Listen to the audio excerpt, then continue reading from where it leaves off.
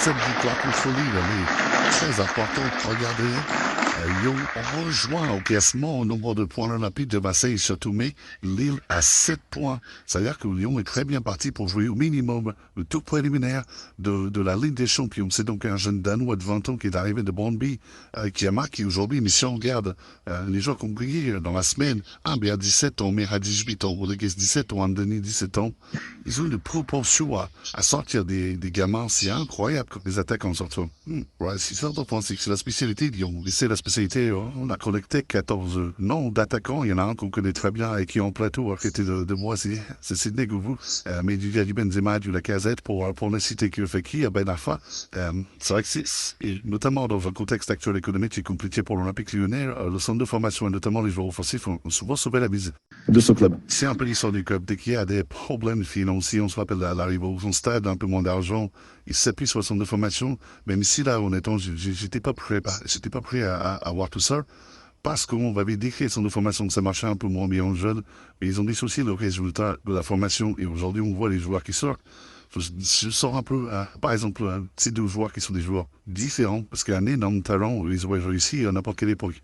Aujourd'hui, les jeunes profitent de fait qu'ils ont un peu moins d'argent et s'appuient sur son temps de formation pour démontrer toute leur valeur. Et, bravo, bravo. Là où je suis très content pour Lyon, c'est que je trouvais qu'ils avaient quand même globalement perdu leur identité, notamment avec cette direction sportive. Moi, pas revenir sur le passage de John Textor, mais là, la formation pour moi, quand on parle de Lyon, pour moi, c'est la formation. C'est le premier mot quasiment qui me vient à l'esprit.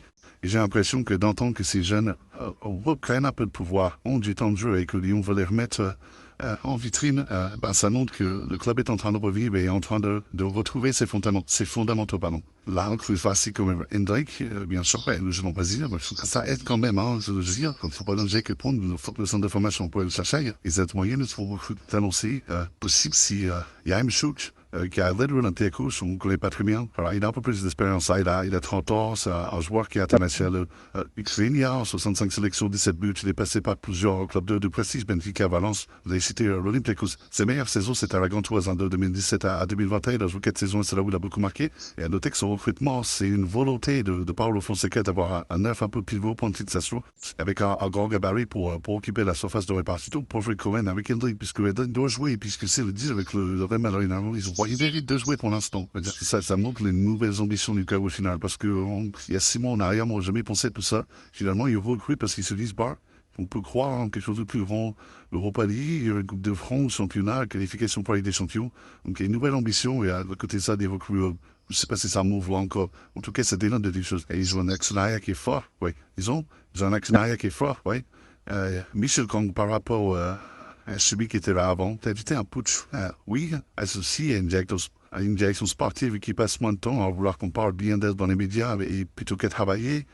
Et moi, j'ai aucune nuance à porter sur la qualité du travail qui est fourni. C'est exceptionnel ce qui a réalisé ça. On parle d'un club dont on se disait, est-ce qu'il va survivre ou non au professionnalisme il y a des années, il y a quelques mois. Et la possibilité, parce que même ça va être cette saison, maintenant la saison, il parlait tous les matchs, que pour moi c'était déjà réussi, entre le parcours en Coupe d'Europe, ce qui est réalisé en Ligue 1, les espoirs, la possibilité de voir Hendrik, les bébés Gouen, c'est pas encore Rivaldo, mais je veux dire, qui soit dans les gars et on voit qu'il a une grande qualité. Il n'y a pas de nuance, ça porte bravo, franchement bravo. Il joue le Stade Lavallois mercredi en Coupe de France. Comme Marseille, il vise la Coupe de France comme titre possible et on s'engage au Nantes, puis Nice. Donc voilà, ils peuvent encore continuer à monter. Yomo Diabatuli qui retrouvera peut-être Lille en Europa League 1. Il y a une chance sur 4 actuellement. Si Lille passe en 8e de finale, il y aura une chance sur 2. Il y a 4 équipes qui peuvent vouloir piquer le Toulouse de Belgrade, le PAOK, le Celta Vigo et donc Lille. Et ça pourrait avoir une confrontation franco-française en taille de finale, mais Lille va